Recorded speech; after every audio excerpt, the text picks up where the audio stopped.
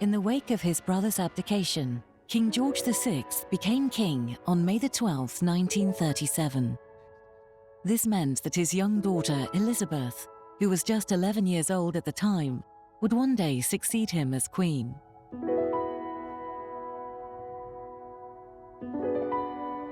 George VI, when he was a younger man, was devoted to his wife Elizabeth, the Queen, and to their children Elizabeth and Margaret. He was not somebody who was seeking the limelight. He was not somebody who wanted to have his name up in lights. He was somebody who would have much preferred a quiet, simple family life. If you're the heir to the monarch, there's always a sense of preparation to become king or queen. And from the moment Bertie became king, Elizabeth was queen in training. 2 years later, World War II broke out. Princess Elizabeth was only 13 years of age when the outbreak of war occurred on September 3rd, 1939. The influence of her surroundings and the very nature of her family shaped her into becoming the longest reigning monarch in all of British history. This is A Princess at War.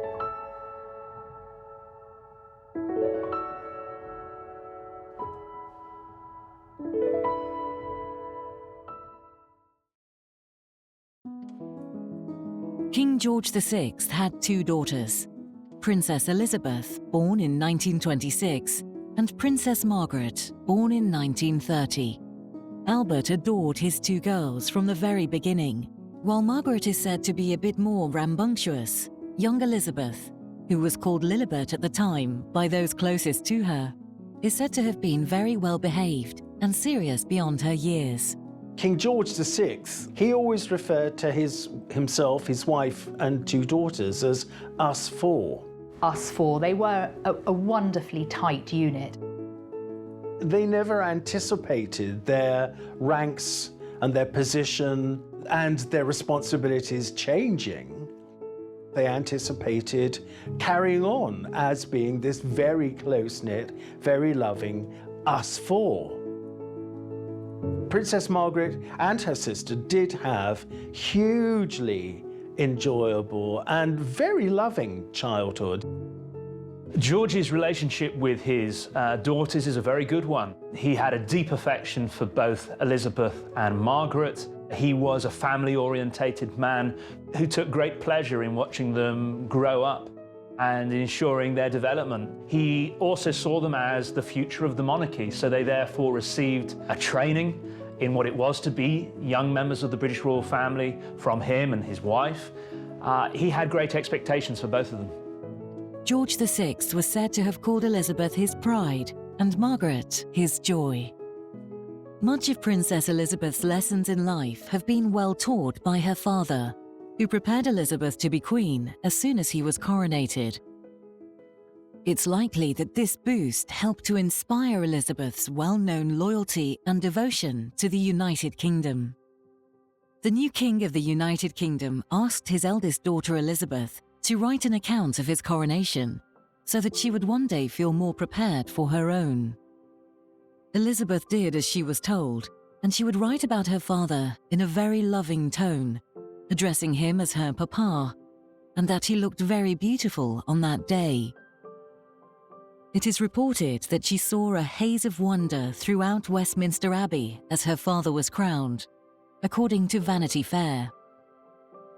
The royal family split their time up between their house in London and one on the grounds of Windsor Great Park, where Elizabeth and her sister were privately tutored. Elizabeth was educated with the focus that she studied subjects that would bear significance for her future reign. These included European history, constitutional history, and laws, some of which were taught to her personally by Henry Martin, Vice Provost of Eton College. Religious lessons were taught to her by the Archbishop of Canterbury. Elizabeth was also taught both German and French, and became very well versed in the works of Shakespeare, Coleridge, Keats, Browning, and Tennyson, among others. One of the things that really upset Margaret was that Elizabeth had lessons from the Provost of Eton. She was schooled in world events, history, the church, everything like that. And Margaret resented that because actually of the two of them, Margaret was the brighter. She was the intellectually brighter and more diligent, and she longed to have a proper education. But in those days, that wasn't possible. You know, they had some rather mediocre tutors and governesses. So I think there's absolutely always a sense that whoever is heir apparent is being groomed for the role from the minute they know that that's their destiny. George had been preparing Elizabeth to one day succeed him as the British monarch and as head of Commonwealth. The way he'd done this is to essentially demonstrate to her what the role of monarch required, and also give her opportunities to begin to develop her own public role. And so there'd always been a sense that he wanted her to be surrounded by people like Alan Lascelles, Tommy Lascelles, who was his private secretary, who knew the basic workings of the monarchy, who could help her, who could guide her, because he remembered how Churchill had been an invaluable counsellor for him.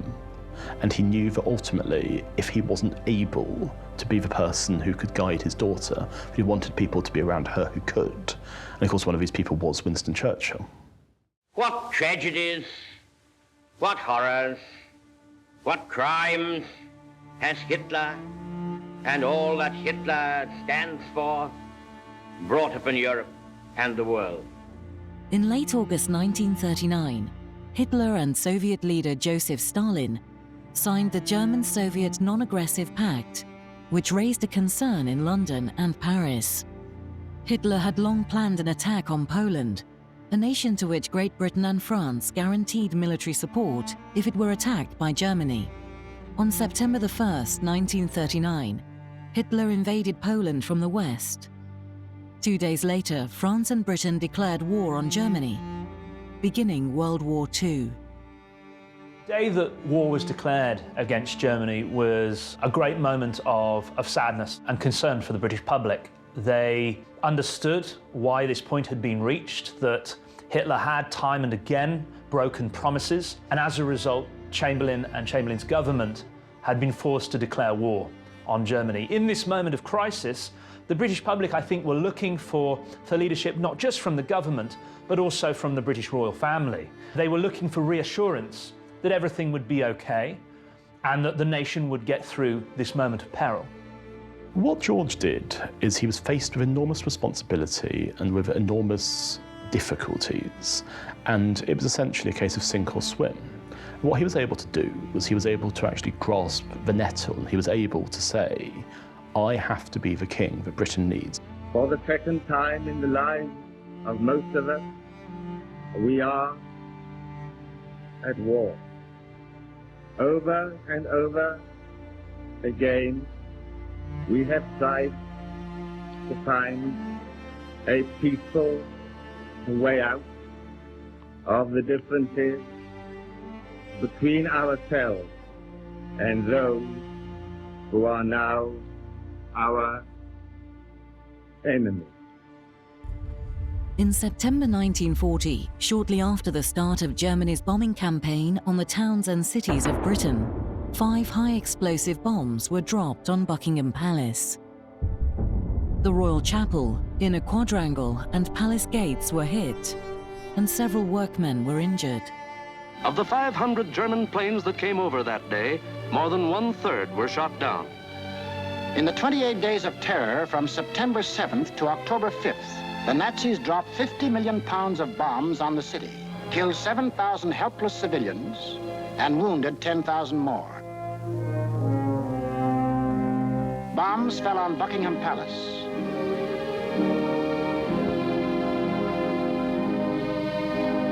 Westminster Abbey, the Houses of Parliament, Fleet Street, the center of the news, St. Paul's Cathedral. Bombs blasting the historic past out of the lives of Englishmen.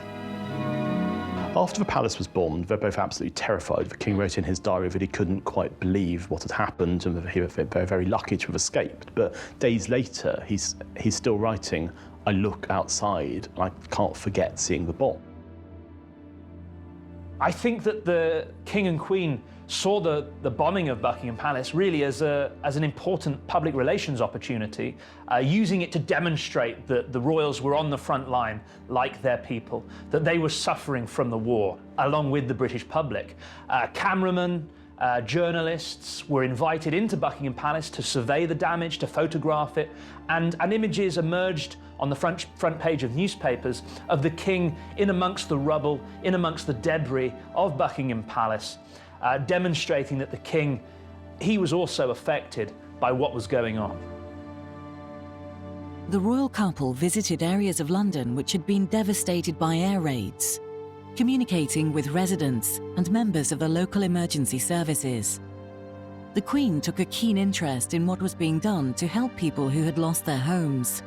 Rather than flee the city under attack, King George VI and his wife, Queen Elizabeth, remained at Buckingham Palace in solidarity with those living through the raid. They shared the dangers and difficulties with the rest of the nation. This was highly symbolic and received much attention from the press. Of course, when World War II broke out and London was bombed and the royal family did not leave Buckingham Palace and everyone saw that the palace had been bombed and they went to visit the East End, that was incredibly clever and also incredibly soothing for the British public. So it stopped that them and us divide. Suddenly, it's not them and us, it's they are one of us. And George grew into his role as his popularity was cemented at this time. And the Queen famously declared, "I'm glad we've been bombed because it makes me think I can look the East End in the face." There was a real sense of the traditional bounds coming down, a real sense that they were all in it together. The King and Queen were very keen to emphasise a narrative that they, the royals, and the British public at large were all in this war together, that there was a sense of shared sacrifice that united crown and people. Quickly, the King and Queen's insistence on staying in Buckingham Palace, their strict adherence to rationing and other restrictions, and their compassionate visits to victims of the Blitz won over the population. This strengthened the monarchy.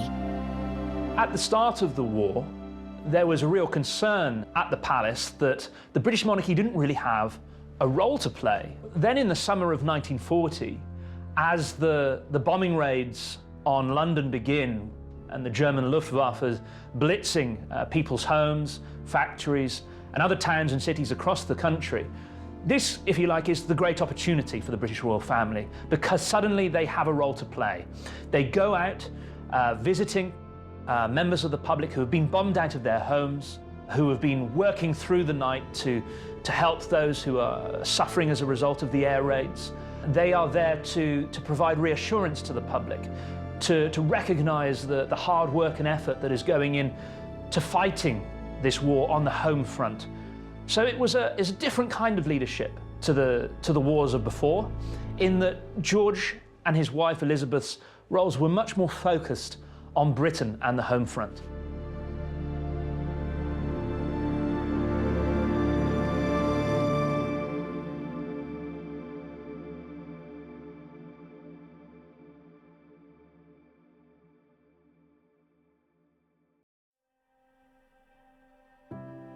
Prince Philip and Princess Elizabeth found love during the war. Because of her royal background and the way she was brought up, Elizabeth was very mature for a 13-year-old girl. She wasn't at all swayed being in the presence of a man who was 5 years older than her. While no royal weddings occurred in England during World War II, the seeds of a romance were sprouting.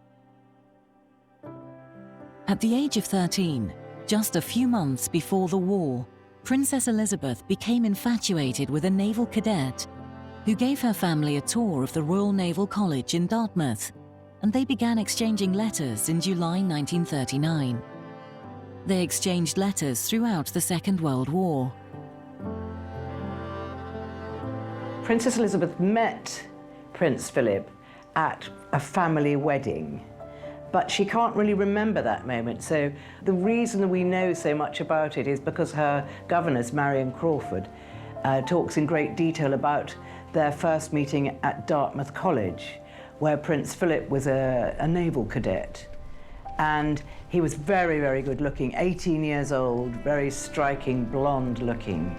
And he was assigned to look after the two princesses, Elizabeth and Margaret, for the day, for their visit, while their parents went around the college. It's quite strange to think of an 18-year-old looking after the princesses, the oldest of whom was 13.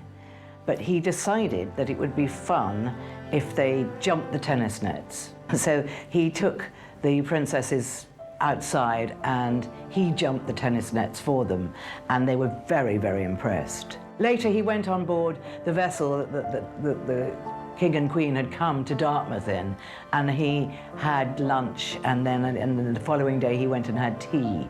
So that was the meeting that the princess remembers.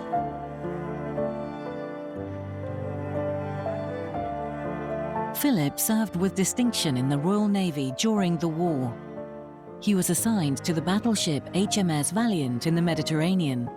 There he participated in the Battle of Cape Matapan on the 28th of March 1941 and earned a commendation for his command of a searchlight crew.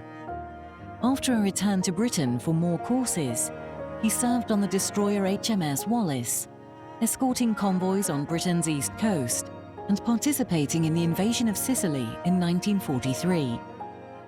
In 1942, he became the first lieutenant of the Wallis, one of the youngest men to hold that rank, and in 1944, Prince Philip became first lieutenant of the brand new HMS Whelp, which served in the Indian Ocean. It is no shock that Princess Elizabeth saw a devoted and dedicated man in Philip all throughout the war.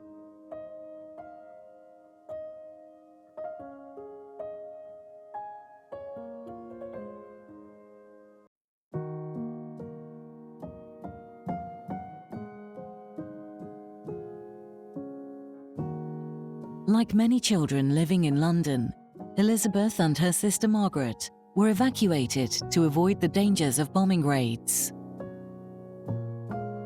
Schoolrooms blasted into destruction. Helpless children trapped by exploding death. To prevent such things this time, to prevent the slaughter of the innocents, thousands of youngsters are removed to safe havens in the countryside. They're happy now. It's all a game to them. But who knows? They know not the horrors of war that already have been unleashed. In 1940, Hitler began to bomb England. Thousands of children were evacuated, among them Elizabeth and Margaret, now 14 and 10, who were sent up the Thames to a safer haven. There appeared to be circulation in which the daughters should evacuate to North America or Canada. The Queen disapproved and made her famous reply, "The children won't go without me. I won't leave the King, and the King will never leave." Well, the outbreak of World War II affected the British royal family hugely because they were right up there at Buckingham Palace, which was a big, big target for the German bombers. But they decided that they would not leave the country, they would stay there with their people, but they obviously had to look after their two daughters. Elizabeth and Margaret started in Scotland, then they were sent down south, and they eventually stayed at Windsor Castle for 5 years while the King and Queen went to London during the week. They wanted to be visible to their people, so they would go round the bombed areas, and meet the people. And obviously the King became very involved with the troops, and he would go and visit the troops. So they were a very big part of the sort of PR war effort. The sisters spent most of their war years at Windsor Castle, and like many other children, they were away from their parents. The young princesses were two of over 3 million people, mainly children, who left cities for the safety of small towns and the countryside over the course of the war. The young princesses also had an important public relations role to play during the Second World War. Their whereabouts were kept hidden, mainly out of concern for their safety, and it was initially rumoured that they might be taken to Canada to be put out of harm's way. But instead, there was great emphasis placed publicly on the fact that they remained in Britain, but were separated from their parents, so that they, if you like, symbolised the experience of evacuation, separation from their parents, members of their family. In that respect, they were upheld as symbols of the war experience, symbolic of their generation. In fact, we know now that they spent most of the war at Windsor Castle. Most evenings they were reunited with their mother and father who returned there. But in terms of the public narrative, in terms of what ordinary people read and knew about, they were separated from their family. On October the 13th, 1940, when she was only 14, Elizabeth gave a radio broadcast from the drawing room of Windsor Castle as part of the BBC's Children's Hour in an attempt to boost public morale, as people had been evacuated from their homes due to World War II. 5 famous little hearts are stirred as the Dion Quince listened to a broadcast from London by Princess Elizabeth, a message of cheer to children of the Empire. My sister is by my side, and we are both going to say good night to you. Come on, Margaret. Good night, children. Good night, and good luck to you all. Princess Margaret adds her farewell to the broadcast in the end.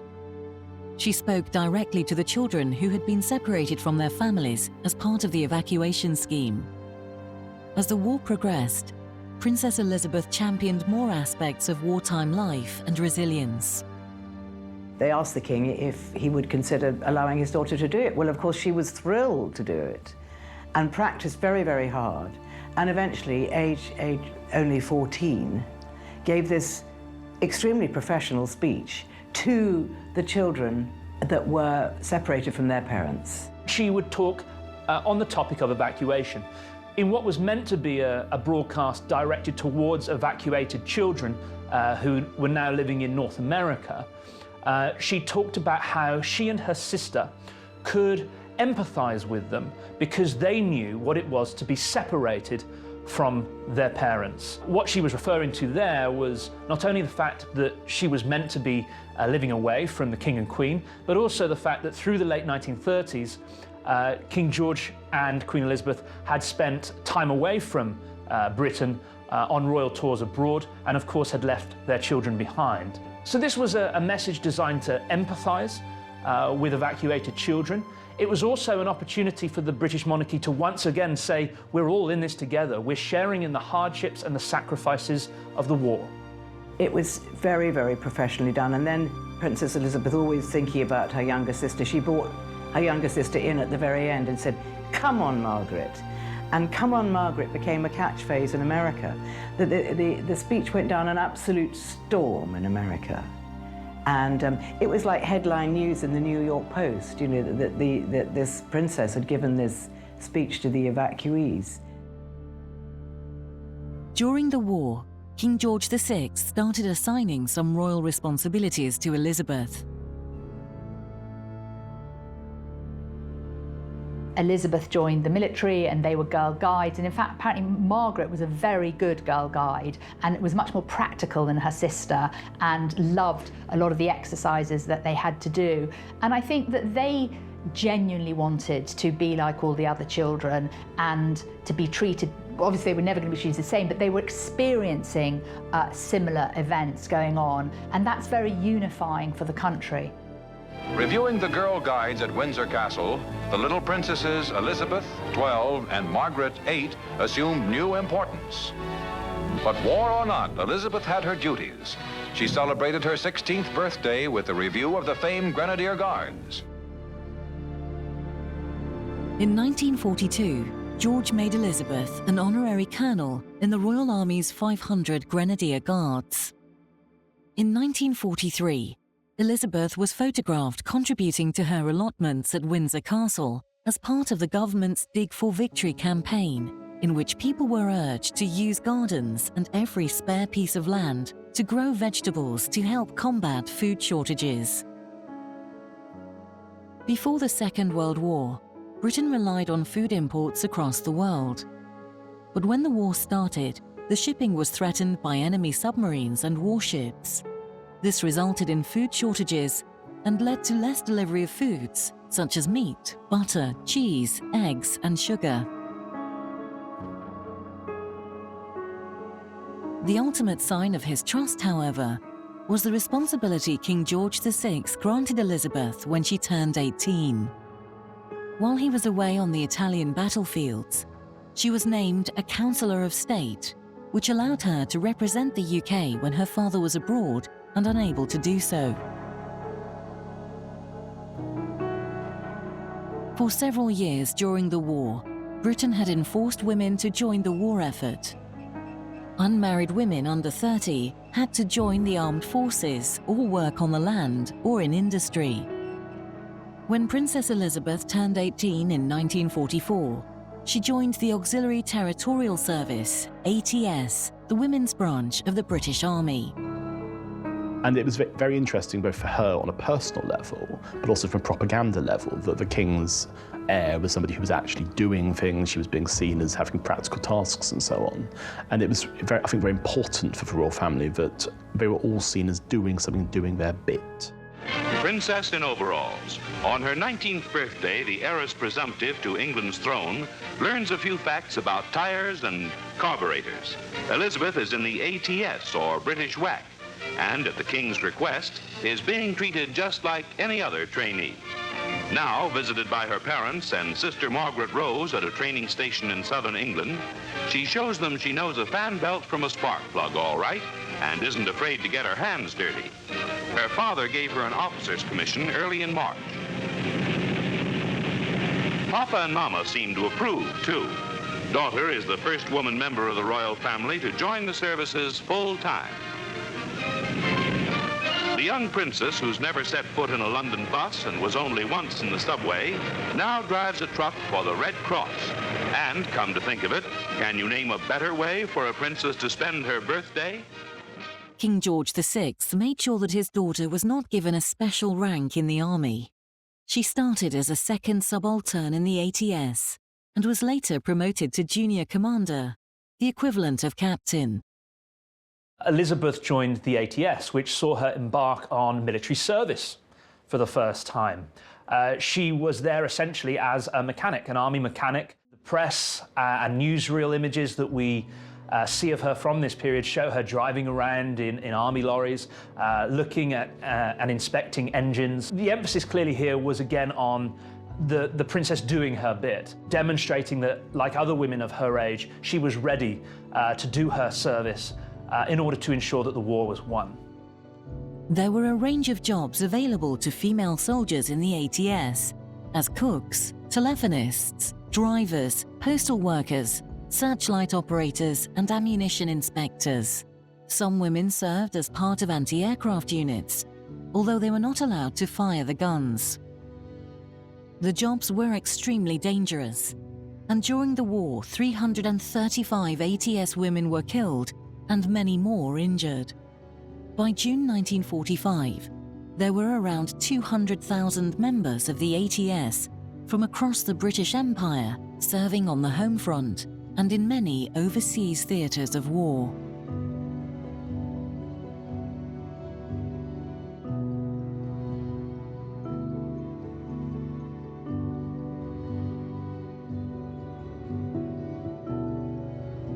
Princess Elizabeth began her training as a mechanic in March 1945. She took a driving and vehicle maintenance course in Aldershot, qualifying on April the 14th. Both of her parents were extremely pleased with their daughter. While Princess Elizabeth spent the majority of her days at the training facility, it was close enough to Windsor Castle that the princess would return there each evening rather than sleep with her fellow ATS members. Elizabeth's family visited Princess Elizabeth at the Mechanical Transport Training Section in Surrey and watched her learn about engine maintenance. It is said that Margaret was somewhat annoyed at Elizabeth's special treatment during World War II, because she did not understand why her older sister, Princess Elizabeth, was able to join the services, but she could not. Due to the 5-year age gap between the sisters, Margaret was not able to join the war effort herself. When they were children, Princess Elizabeth and Princess Margaret, of course, they had, apparently Princess Margaret had a pretty good left hook. Margaret understood his temperament. Margaret was terribly spoiled. I mean, she was a complete daddy's girl. But she was the only one who could soothe him when he got into what the family called one of his terrible gnashes, his kind of anxious, frustrated rages. And Margaret would be the one who could sort of tickle him out of those with humour and love and jokes. Princess Elizabeth would sometimes complain, Margaret always wants what I want. So I think what you actually see there between the two of them is sibling rivalry, as there would be with other children, other sisters, other brothers. It's something that one always has to remember. They may have been princesses, they may have been royal, but they were also human. This was the tone of their lives, that they were very, very close. But of course there were kind of moments where they would kick and they would bite and they would fight, you know, or particularly Princess Margaret would. He always gave Margaret an extra kiss. I think the whole feeling was that Elizabeth was going to be queen, that she was going to have everything, so there had to be so much attention and focus on Margaret, who was overindulged, whereas Elizabeth was, so much was expected of her, and because she was that sort of character that took her duty so seriously, in many ways she was sort of almost left to get on with the job, and all this attention went to Margaret, who became the black sheep of the family, but was utterly adored by her father. I don't think Princess Margaret consciously lived her life thinking of the differences between her and her sister, but it has been said that she was jealous of her sister. Well, I always counter that by saying, given how close they were always throughout their life, even if it was just to say hello, they talk on the telephone every day. It's very difficult to maintain that close bond as well as being jealous of somebody.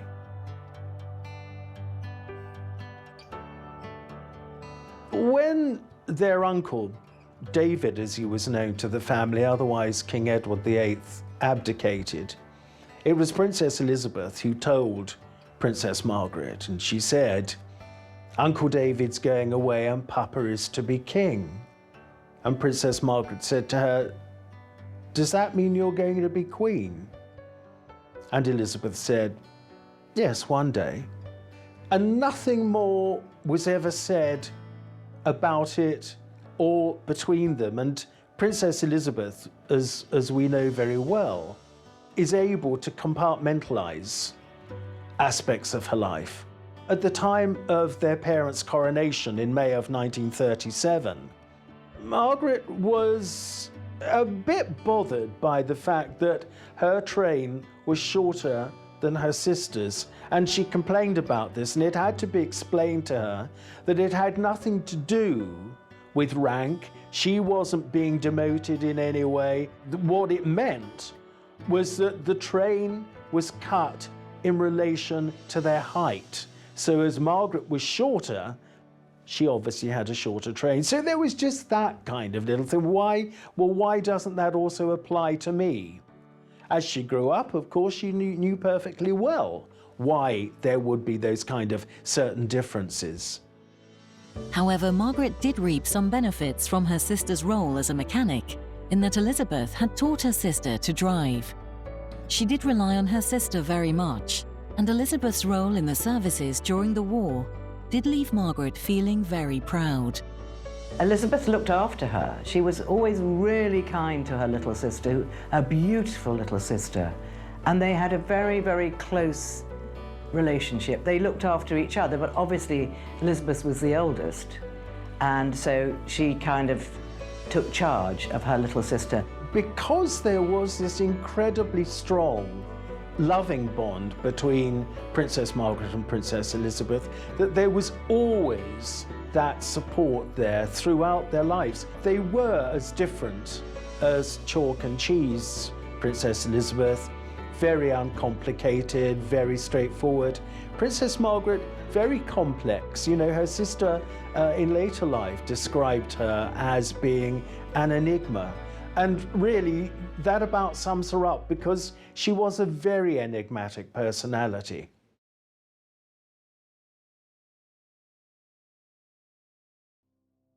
Winston Churchill was the Prime Minister in office at the time of World War II.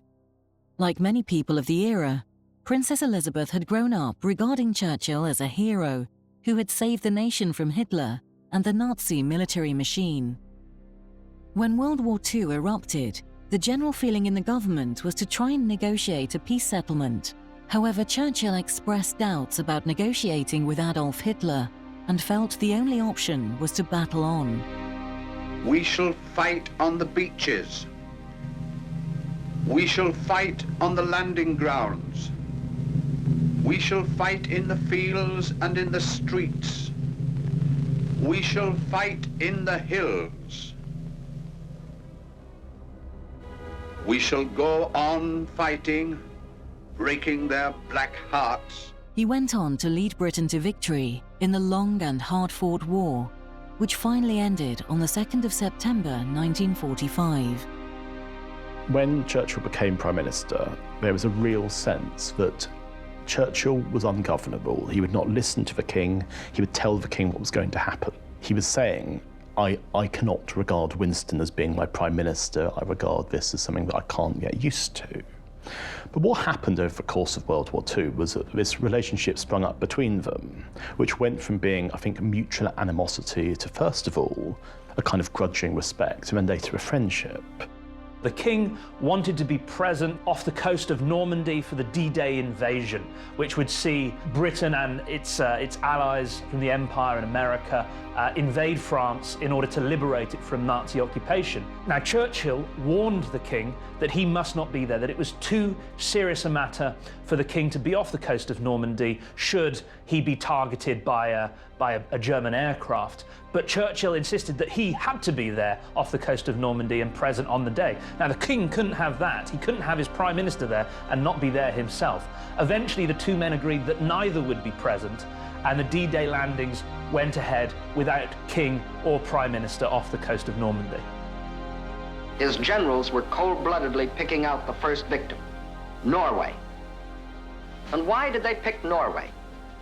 Its many steep inlets or fjords would make excellent U-boat bases, from which raiders could prey on British supply lines. Also, it would give the Nazis vital air bases. This is Scapa Flow, British naval base, and this the blockade fleet. At this time, the German-based bombers couldn't reach them. Possession of bases on Norway's western shore would bring these vital British defenses under easy bomber attack. But he couldn't take Norway without also taking tiny Denmark, the springboard for his attack. The young Elizabeth knew him as the charismatic leader she had heard so many times on the radio. She was 19 when the war ended, and Churchill had become an icon to the British public, thanks to his leadership skills.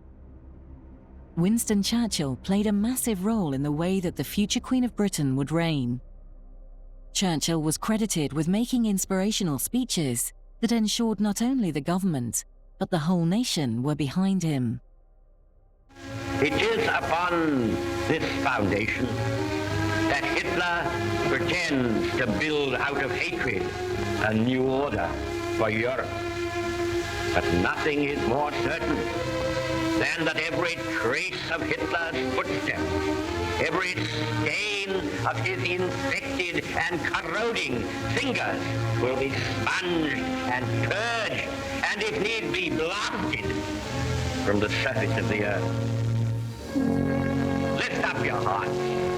All will come right. Out of the depths of sorrow and of sacrifice will be born again the glory of mankind.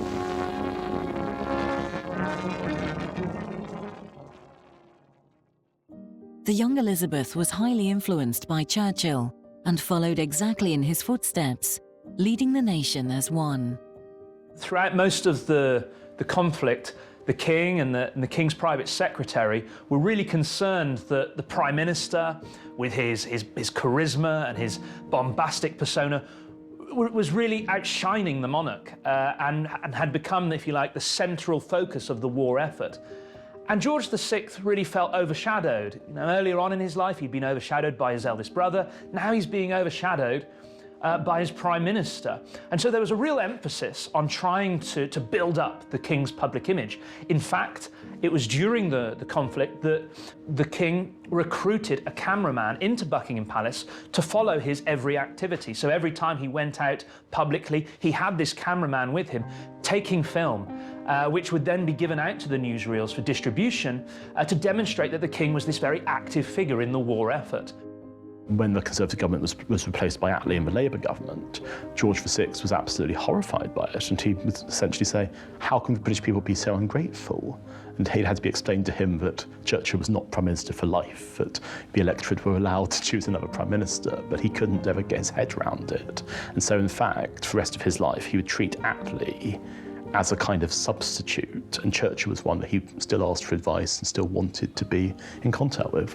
I know you will not expect me to say that I look forward to an occasion when your services will be required, but should it ever arise, I am certain that we can destroy any enemy who comes into our midst, and that in itself is an additional deterrent against an attempt to attack this famous and long inviolate island. Yesterday morning at 2:41 a.m. at General Eisenhower's headquarters, General Jodl, the representative of the German High Command, and of Grand Admiral Dönitz, the designated head of the German state, signed the act of unconditional surrender of all German land, sea, and air forces in Europe to the Allied expeditionary forces and simultaneously to the Soviet High Command. Hostilities will end officially at 1 minute after midnight tonight, Tuesday, the 8th of May. Unconditional surrender. Victory over our last enemy, Japan. May the 8th, 1945, was the date the Allies celebrated the defeat of the Nazi Germany and the end of Adolf Hitler's Reich. We may allow ourselves a brief period of rejoicing, recognizing the end of the Second World War. Victory in Europe Day. Tomorrow will also be Victory in Europe Day. He has inflicted upon Great Britain, the United States and other countries, and her detestable cruelties call for justice and retribution. We must now devote all our strength and resources to the completion of our tasks, both at home and abroad. Advance Britannia. Long live the cause of freedom. God save the King. It had been 5 long years since war broke out, and the nation was gearing up for a celebration like no other. King George VI made a radio broadcast to the people of the Commonwealth to mark the end of the war. We give thanks to God for a great deliverance. Germany, the enemy who drove all Europe into war, has been finally overcome. The king spoke about the sacrifice that ordinary members of the public had made, that sacrifice had been worth it, in that the war had been won, fascism had been beaten, and that democracy would now prevail. In London, thousands of people took to the streets to celebrate, flooding Trafalgar Square and the Mall leading up to Buckingham Palace, where the King and Queen greeted them from the balcony, on one occasion with Prime Minister Winston Churchill. Princess Elizabeth wore the uniform of the Auxiliary Territorial Service. The celebrations for VE Day were long in the planning. For literally months, the British government had been corresponding with the palace, thinking about and working out how they were going to stage this moment of celebration. The day itself unfolded as a day of great jubilation, of great relief The centrepiece of the day in terms of royal photography was the moment when Winston Churchill, as, if you like, successful war leader and prime minister, joined the royal war leader, George VI and George VI's family, on the palace balcony to be cheered by the crowds that gathered below. The young princesses insisted on leaving their house in the evening to join the festivals outside. There was naturally some resistance concerning the safety of their children. However, as long as they were accompanied, this was approved by the King and Queen. Princess Elizabeth spoke to the BBC about how she tried to avoid being spotted. There are even reports that the princesses joined a conga dance through the Ritz Hotel as they celebrated with the crowds. Princess Elizabeth is to have said that it was one of the most memorable nights of her life. I remember the thrill and relief after the previous day's waiting for the Prime Minister's announcement of the end of the war in Europe. My parents went out on the balcony in response to the huge crowds outside. I think we went on the balcony nearly every hour, 6 times. My sister and I realized we couldn't see what the crowds were enjoying. My mother had put her tiara on for the occasion, so we asked my parents if we could go out and see for ourselves. I remember we were terrified of being recognized, so I pulled my uniform cap well down over my eyes. After crossing Green Park, we stood outside and shouted, "We want the King." And we were successful in seeing my parents on the balcony, having cheated slightly because we sent a message into the house to say we were waiting outside. I think it was one of the most memorable nights of my life. Without a doubt, the indomitable spirit of the royal family helped the people of the United Kingdom through their darkest times. World War II set a tone for the monarchy going forward. King George VI died in 1952, just 7 years after the end of World War II.